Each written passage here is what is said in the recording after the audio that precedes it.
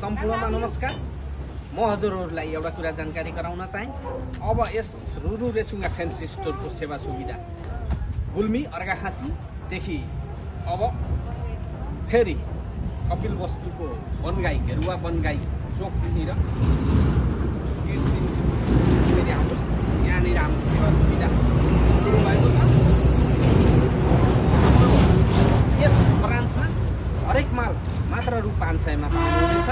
रोजी रोजी लिएर जानुहोस्। सामानहरू हेर्नुहोस्, हरेक सामान 500 मा मात्र 500।